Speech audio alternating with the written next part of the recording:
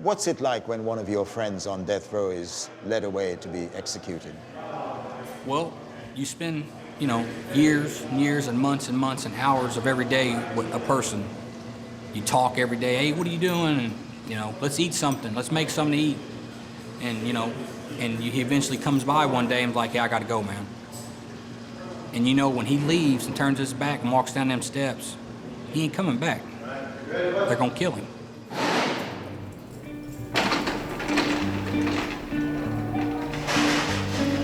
About an hour's drive south of Chicago in the state of Indiana is one of America's oldest and most notorious maximum security prisons. The majority of the 1,900 inmates here are serving long sentences for unspeakable crimes. And when I came at you, I wasn't just going to stick you an inch. I was going to run something all the way through you. Get out of here! 12 are due to be executed on the orders of the state. For 2 weeks, I was given privileged access to this dark and forbidding world. I do deserve to be executed. Bottom line, I ain't gonna candy coat it. I deserve to be executed. Welcome to Indiana's state prison.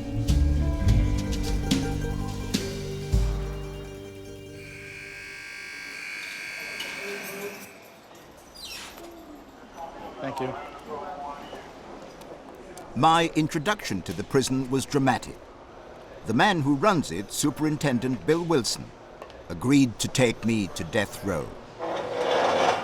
So this is actually the entrance. This is the actual entrance, and it's 2 floors. We only have 12 men on the row right now.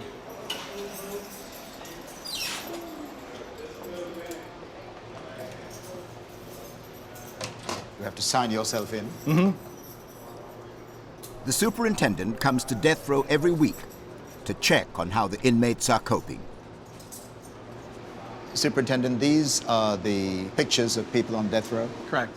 These are the 12 gentlemen that are on death row, and it shows their cell location so that staff never have to question where they're at. No staff members are allowed on the unit when the offenders are out.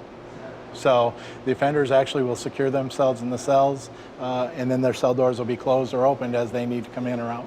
Do you like any of these people? They're all different in many ways, and I am respectful of who they are, what they are. Would I call them my friends? No, but there's some characters here that have some personality characteristics that you would say are likable. He knows them all by name, and they know him. McManus, it always amazes me how clean that cell is. Keep it up, kid. A lot of time in here. I know.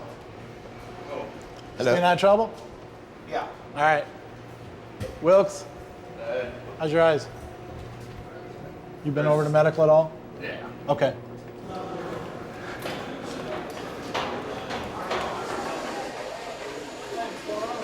I'm all right, how are you? Just 1 second. How you been? I'm all right, you? I'm doing all right. How you doing? Hi. Is tension high? Not for me. Okay. I'm good. All right.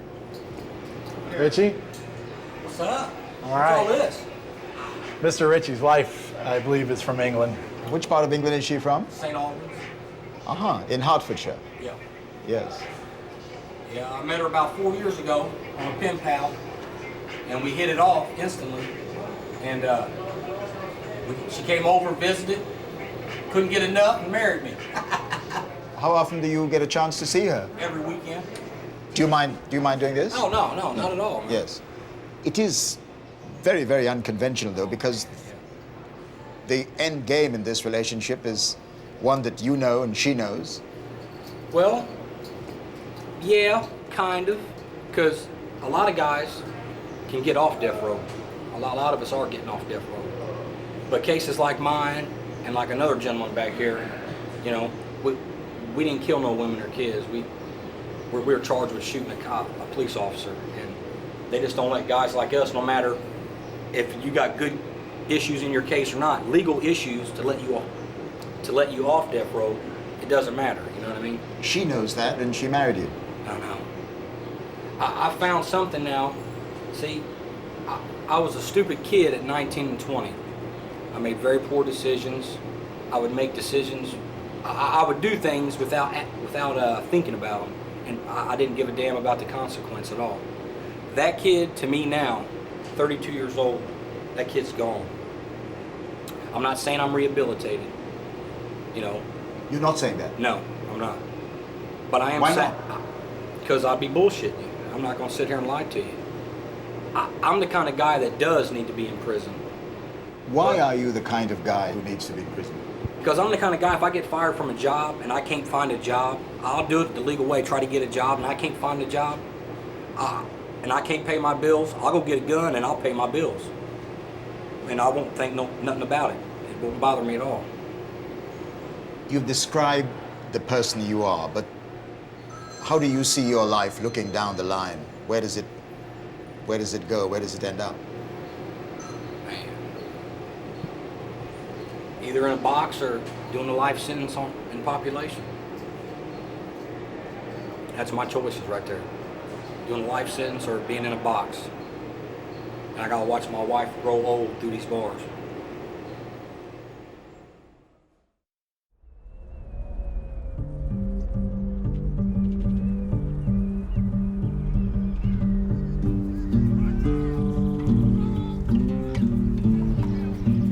Out in the general population, convicts are allowed yard time, 2 hours recreation every day. Save for taking showers and meals, this is their only opportunity to mix and to make allies.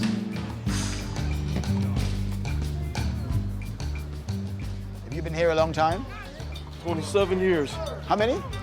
27 years. 27 years.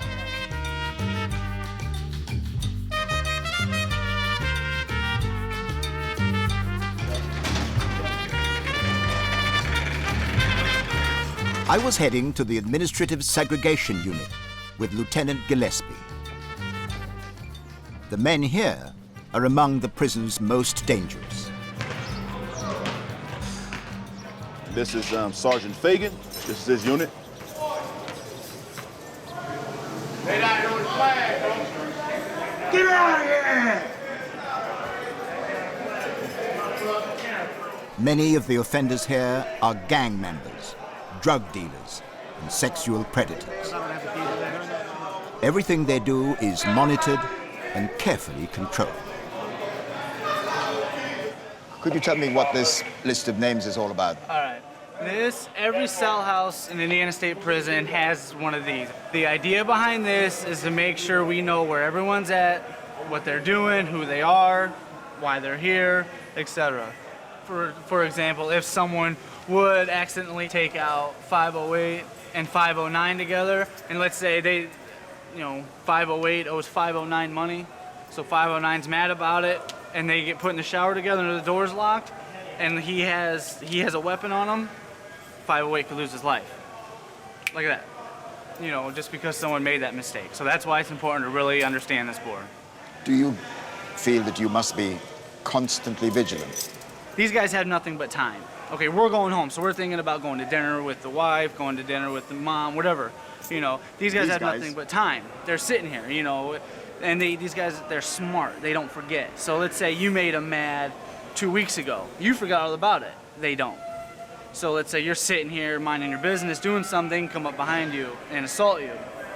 Yeah, you got to be awake. You got to be on your toes.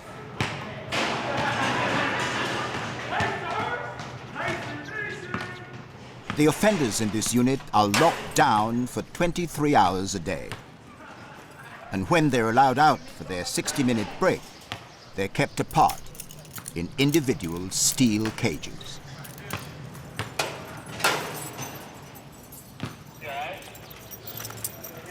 One of the men is 38-year-old Ronald L. Sanford.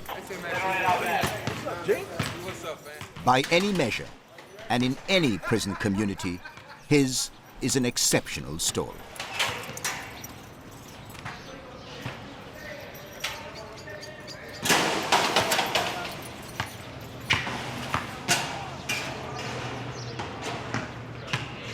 When did you come here to Indiana State Prison? Oh, well, I came here in 1989 at the age of 15 years old. I was actually convicted of the crime that I'm here for at the age of 13 years old. And what was the crime? Double homicide. So I committed a double homicide at the age of 13 years old. At the age of 15, my case had ran its course through the court, and I was sitting here to this prison in 1989. A double homicide, yes, sir, at the age of 13? 13, yes, sir. That's very, very young. It's tragic, to say the least, and it is very young, absolutely. It's unheard of, you know. Wow. It's unspeakable, to say the least. Even reflecting on it almost 25 years later. In August, it'll be 25 years since that crime took place.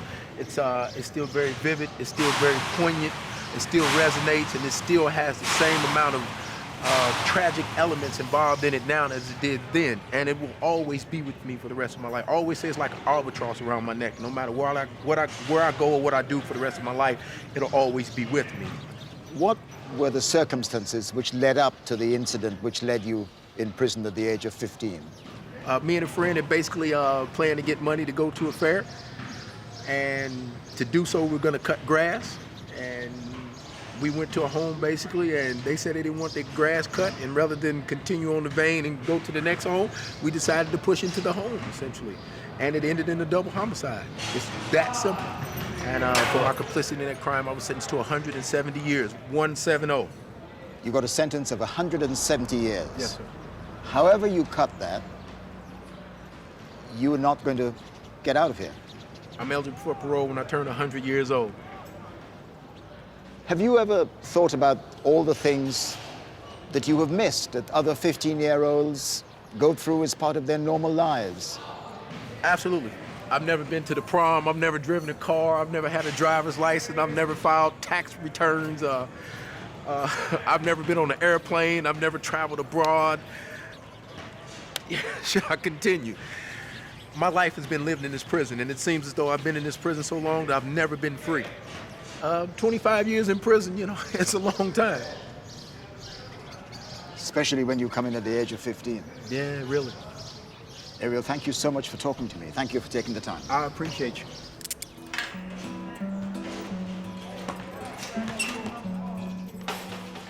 My first meeting with Sanford was a shock, but there were more disturbing cases at Indiana's state prison.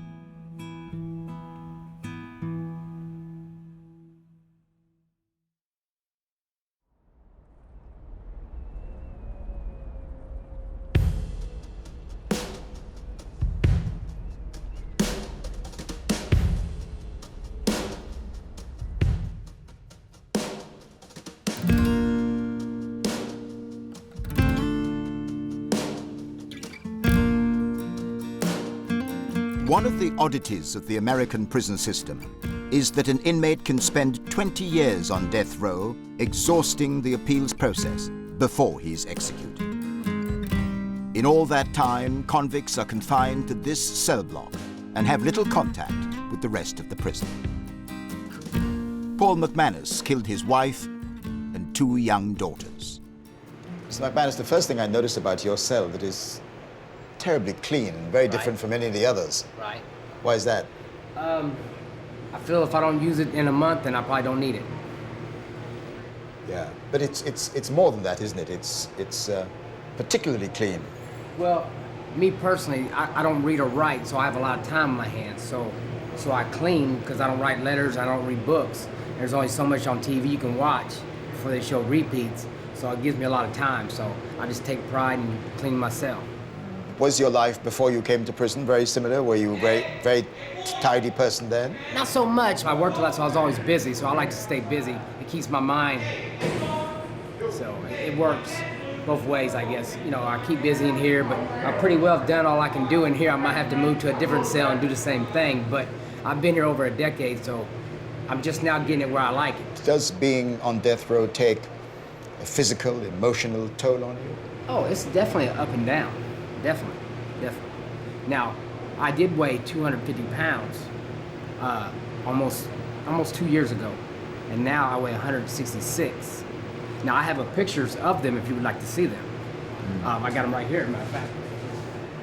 Yes. And you see the difference. So this is It's all me.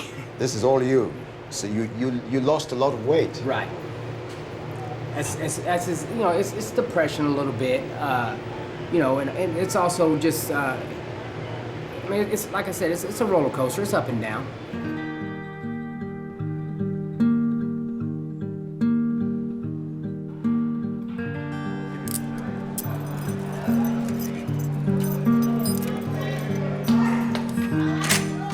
McManus sees more of Indiana State Prison than the other men on death row.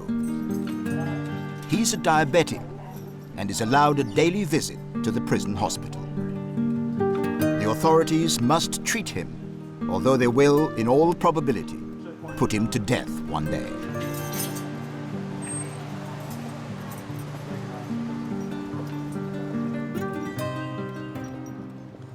Well, here we are, out of death row and into the sunlight. Is this the only chance you get to mix with the rest of the general prison population? Yes, we don't have a lot of contact with them, so it is nice to be able to come out and see people that you've maybe been locked up with that are not on the road no more. And every once in a while, you can, you know, have a little bit of contact with that person, just for a brief second. Were you on any kind of medication, like insulin, before you came to prison? Absolutely none. Zip. Now, you know, I take quite a few pills and the insulin shot. It all comes down to the food and also how you know, you have your ups and downs where you gain weight and then stuff like that. So, I mean, that does play a factor.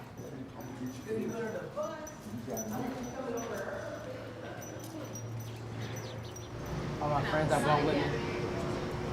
What's nice about, well, if there is a nice thing about being a diabetic is that you do get to get out and come over to the hospital daily, and then to be around regular people, it's nice. Yeah.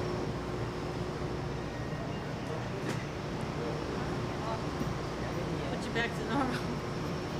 All right. All right, thank you. See you later.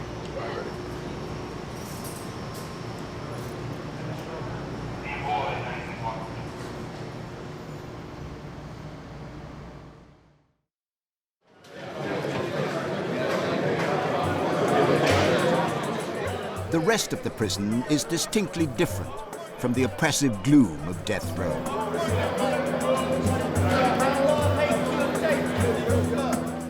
Lunchtime in cell block C.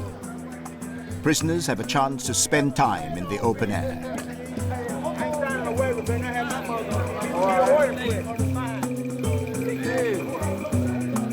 They can also earn privileges. Some have jobs and can request a haircut twice a month.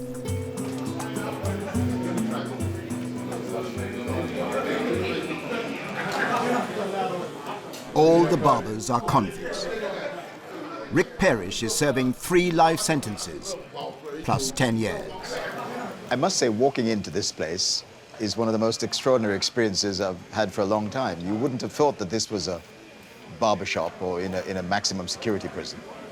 Well, we work hard to keep it unique in here because we like the atmosphere. We like being able to come in here and relax. It's neutral territory for gangs, for officers. I mean, if you come to the barbershop and you're a gang member, would you start trouble with a guy that's standing here with a pair of shears in his hand like this? No, I wouldn't. I suspect not, too.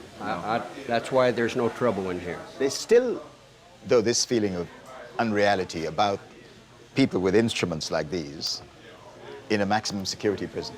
I've been here 37 years. We've never had an incident in the barbershop. We've never had an incident with the shears. Never had a problem.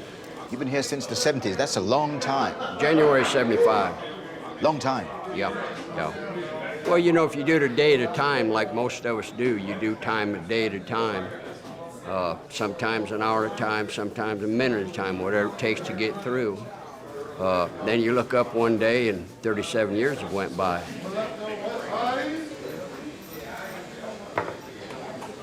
There you go, young man. All you right. have a good day. Thank you.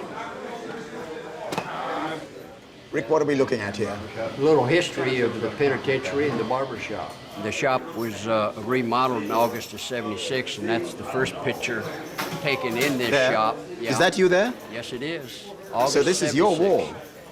Yeah, I'm all over the wall because it is my wall.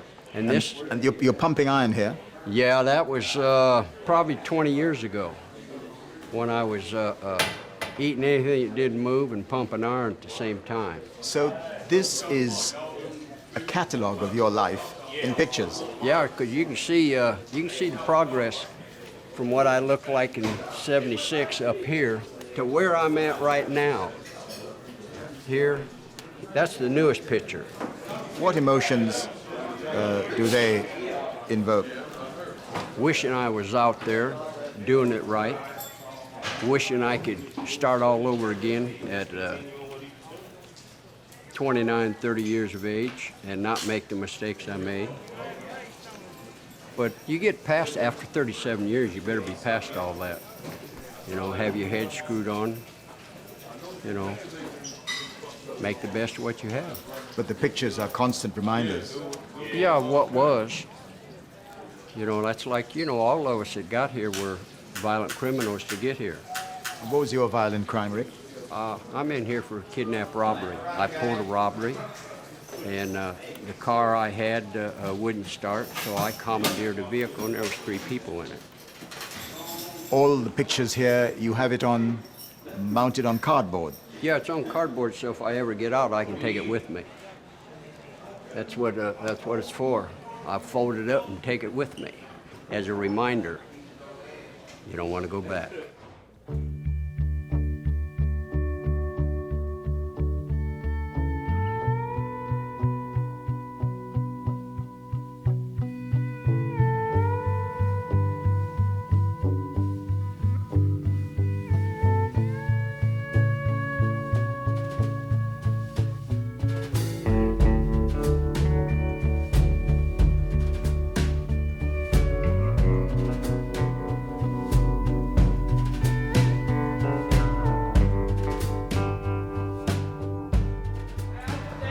Back down 200.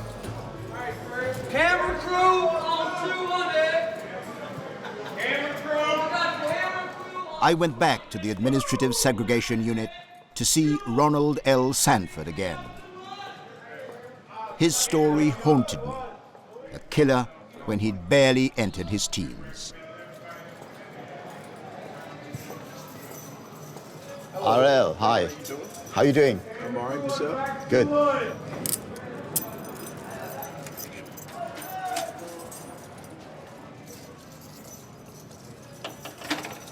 How do you get accustomed to life in this environment? It takes some getting used to. It's tough. There was a young man on the range, a very young man, maybe 19, 20 years old. He's exhibiting psychosis. They took him to see the psychologist because he's having trouble adapting. This is an abnormal environment for a human being, certainly. You know, these are essentially cages. And to think that we stay in them 24 hours, 23 hours a day, come out for an hour a day, it's taxing. May I have a look in your cell about... Absolutely. Have a look at some of the books? Absolutely. You absolutely may, so. Yes, Lieutenant, would you mind opening up? I'd just like to have a look. Yes, sir. You can take whatever down you want to take down. And war against the weak, what's that about? Eugenics. Eugenics? Yes, sir. America's attempt to make a master race, essentially. And this one is the tree of life. What that's about? Yes, it's Kabbalah, actually. It's more metaphysics, essentially. Those deep questions about man, where he comes from, where we're going, and who we are, essentially, yes. I see that you have, in addition to your books, you have some of your own writing on the walls here. Strength, well-being, and health. Yes. Just something I try to focus on. If there's anything I want to stay my mind on, as I always say, it's something progressive. So being strong and having a good disposition and being in good health are certain things I definitely want to focus on. And you have written here, no man is your enemy, no man is your friend, every man is your teacher. Yes, sir. I'm also standing here, and I think these are the parameters of your of your existence. Existence, absolutely. These four walls. It's a pretty isolating place. It really is, if you see it as such. It's isolated only to the extent that you think it is. You know, I mean, those books allow for a great escape and for to be able to leave the confines of the wall. So, but I'm only in here for a few minutes, and I feel it as such. I feel it. I feel the isolation. Everybody in this building feels the confinement that we're suffering here. You know, you put an animal in a cage for too great of a length of a time, it goes crazy. You know, how much more so humans? You know, so.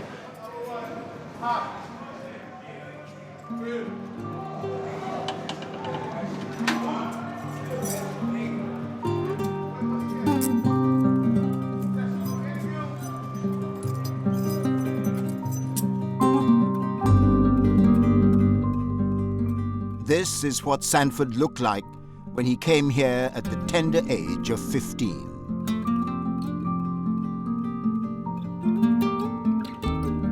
His murder of 2 elderly women in 1987 netted him the meager sum of $5. On that vile act, he must reflect for the rest of his life.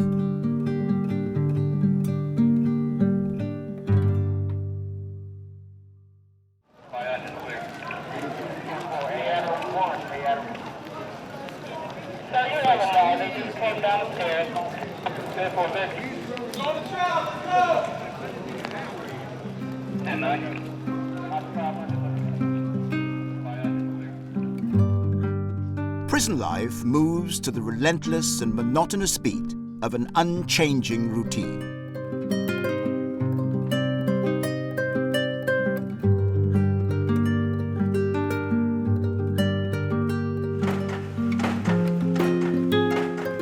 Some inmates get the chance to relieve the tedium by working.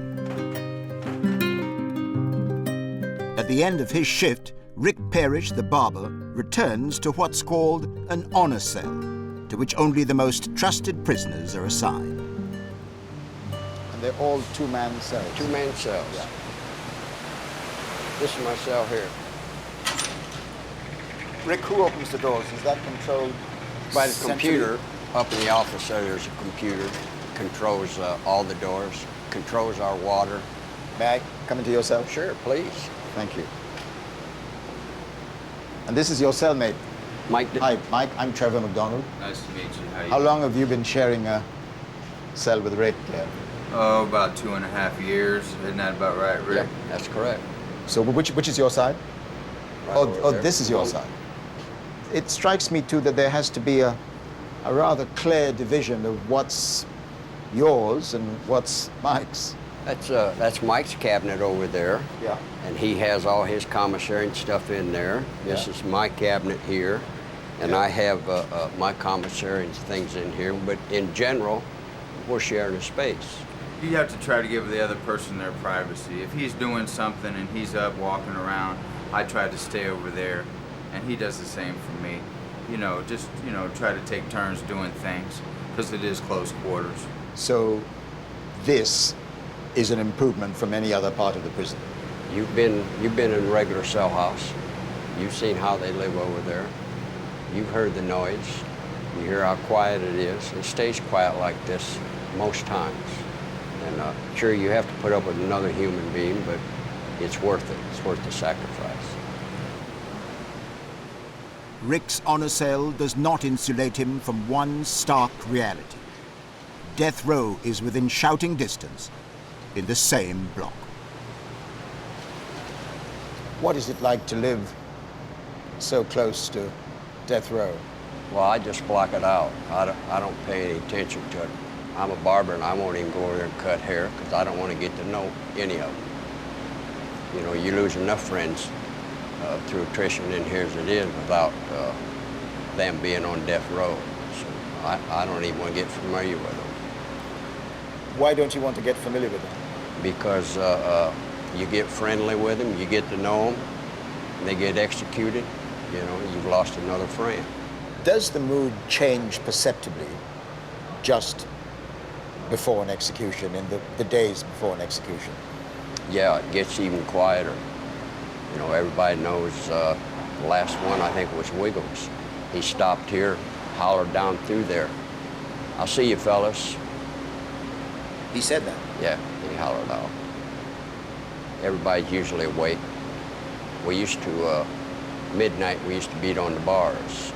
And how many times has that happened since you've been here? How many executions have there been since you've been here? I've never kept track. Like I said, I try not to dwell on it, so keeping track of them would, there'd be too many, as far as I'm concerned.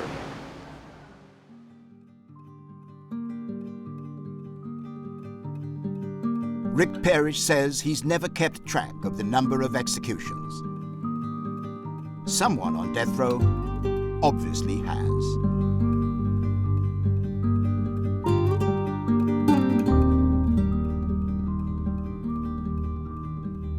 Every one of the 12 men on death row will one day be told the date and time of his execution.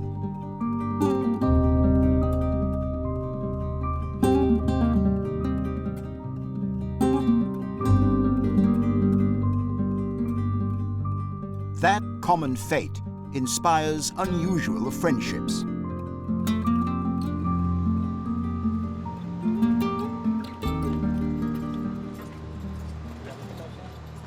John Stevenson was a member of an organized criminal gang. He assassinated 3 people. Benjamin Ritchie, who had met before, killed a police officer. Hi, how you doing? Pretty good, man. You been all right? Yeah.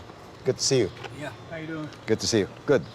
You two are in adjoining cells. How long have you been friends? About 11 years. Since I got here on death row. He was already here when I got here. How did this friendship come about? What drew you to each other as friends? Well, we got the same interests. I mean, we play our music loud, we play video games, we work out, play basketball, eat together. If shit goes down, we whoop a motherfucker's ass together. That's how our friendship came about. Does that mean you have a lot in common? Yeah. Well, I thought we did. You're not sure anymore? No, I'm just kidding. I don't want you two friends to argue about that. No, we're not going to argue. Oh, hell no. What's it? No, I mean... If anything, we always argue, but we've never come to blows over nothing. No, never. We're like, fuck That'll you, never fuck happen. you, and then half hour later, hey, what we eating tonight? It's over. Yeah. It don't matter. It don't mean nothing. I'm always right in the end, so... Fuck out of here. He's the voice of reason. You're the voice of anger, from what you say. Absolutely, yeah. Is that right? He keeps a leash on me, yeah. Like, I'd rather lash out at somebody. Like, when I first met Boyan, he hated me because I was just a straight up asshole. I'd be in your face, fuck you, come on in the shower and let's fight. And I calmed way down since then. Yeah, most of the police, they couldn't stand my ass. And I got allowed around older cats and they calmed me down. From your point of view, what's this friendship based on? We heard from Ritchie what he thought about it. Trusting each other, And, basically that's, trust. Like if shit goes down, I got his back, he's got mine. See, that's why they moved us, because he got into it with a dude up here, and almost killed him. And the police had to come in and stop it. And after they broke it up and everything, administration got wind that I was gonna try to kill the dude because he cut my buddy with a knife. And so they moved me and my buddy Tex here to the back and moved dude up in the front by himself, so nobody could get to the dude. Within the first 2 weeks of being on death row, I watched a man get murdered in front of me, get stabbed up 42 times, dispatched instantly. And that was my wake up to death row. Like, if you come here, you want to be a bully, you want to take shit from people, this is what's going to happen to you. The dude was just butchered. Although you witnessed something so horrendous, you still sound pretty angry. But see, here's the thing. If you show any sign of weakness in here, the sharks will circle. I won't be a victim. I'll be one of the sharks. I think the sharks are going to circle regardless.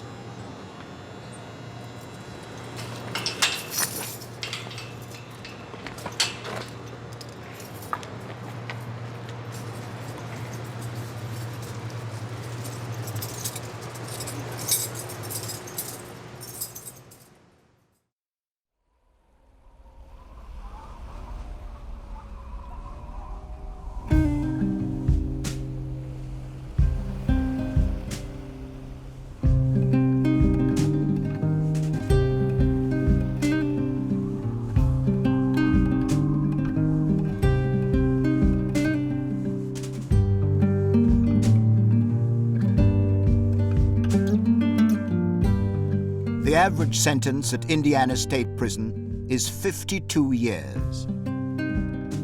In Britain, that might seem like 2 life sentences, but it's infinitely preferable to having an execution order hanging over your head.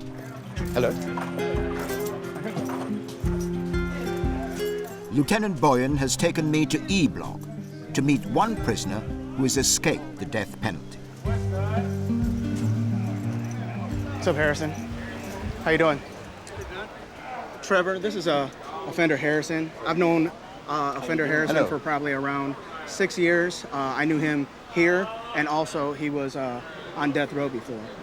How was it that you managed to move from death row, which is not a particularly pleasant environment, to this, which is comparatively much more pleasant? The court ordered me a new trial, and they gave me years instead of the death penalty. So, how did you get that new trial? The judge that was in my trial was biased, so they ordered a new trial. And instead of taking the whole thing, I just went ahead and took the deal, which was 150 years. 150 years? It's a long time, isn't it? That's a very, very long time indeed. In other words, I'll die in here. No way I can make out. No way. I'm 62 now. My out date is 66. So there's just no way in the world I can make it out. There are people who might think that there's not a lot of difference between being on death row and having been given 150 years at the age of 62. It was like you said, there's still hope there. There's no hope on death row. Once they put you to death, that's it. There's no more wondering what's going to happen. There's no more trying to work your way out of it. There's nothing. Still, in a way, a kind of death sentence. It is a death sentence. But you got a lot more freedom out here. And you might as well take the freedom and live your life out here, and having a job and being able to work and go to the chow hall and go to the chapel and do that than to sit up here and just wait to die. How long were you on death row? 18 and a half years. What was it like to spend so long knowing that you faced execution? It was very, very hard. Very hard. It's hard to do it up on X Road. Sitting there waiting for your last meal, your last day, not knowing when it's going to come. Why were you on death row? They said I killed 3 people. That's what I was up there for. You would probably have been executed. Executed, yes. Had a date been set for that? Yes, I had about 2 months. That was a pretty close run thing. Yes. What was that moment like for you when you heard that you had avoided execution? It was a great moment. It was a great moment. Even though I still got a lot of time to do, like you said, where there's life, there's hope.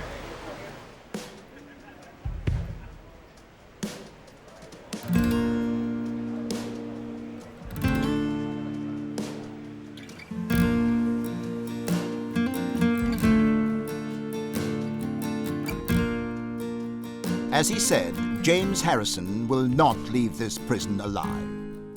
But he knows he'll never be strapped to a gurney and given a lethal injection just after midnight. Like most of the inmates, Harrison now enjoys the strange freedom of not knowing the date and time of his death.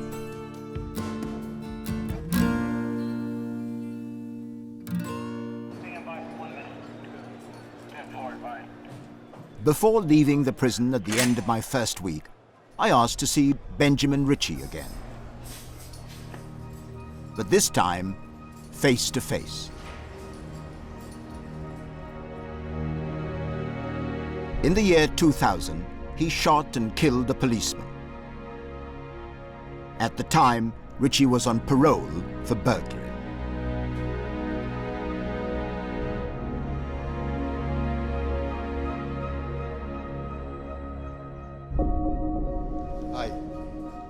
With less of the bravado he showed in the company of his friend, I wanted to hear his view of his life and his crime. Talk me through the incident which led you to be here. Well, my crime is shooting a police officer and killing him. And it started off, you know, pretty harmless as a theft crime. Me and my friends would ride around and carjack people and take their rims from their cars from them.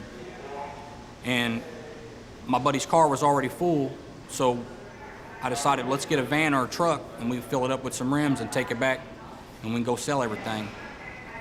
I got in a high-speed chase and wrecked into a house and jumped out and took off running. I was trying to get away, you know, but the cop was young and he was on my ass. And I thought maybe if I, you know, take my gun out and fire it a couple times,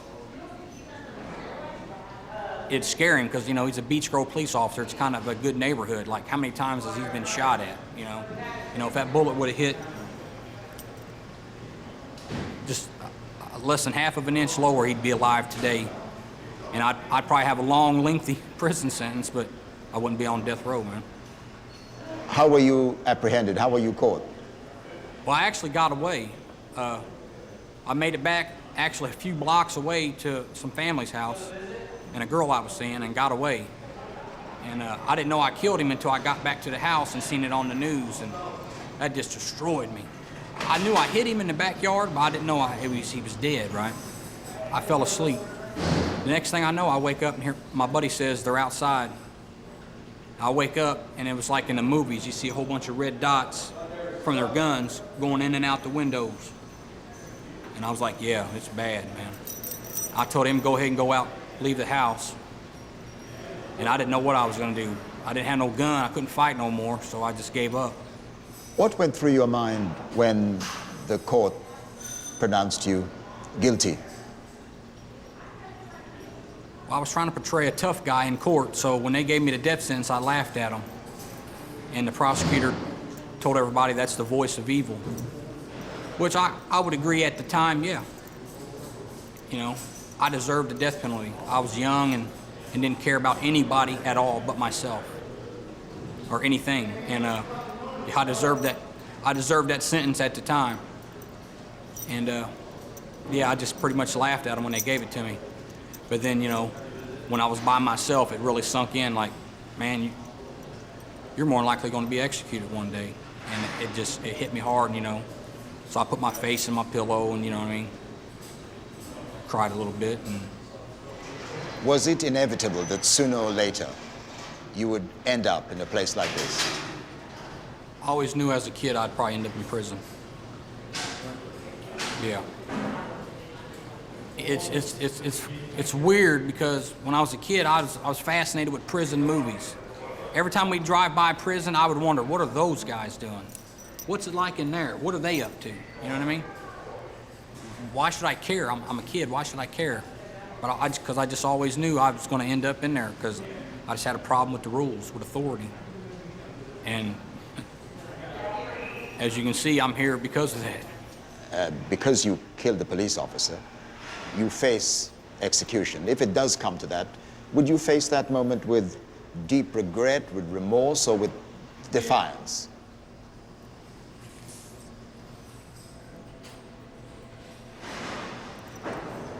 I would definitely regret it and definitely have remorse. But I'd also have a little defiance, like, why are you killing me? You said killing's wrong, but yet you're premeditatedly strapping me to this table and you're gonna poison me to death. You're gonna kill me. And that's what I would, you know, resent.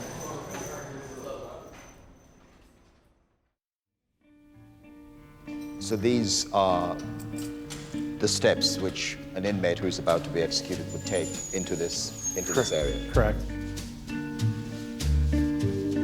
Next time, I talk to the man who could be next in line to be executed. When you sit here now on death row and you reflect on what you did, what do you think?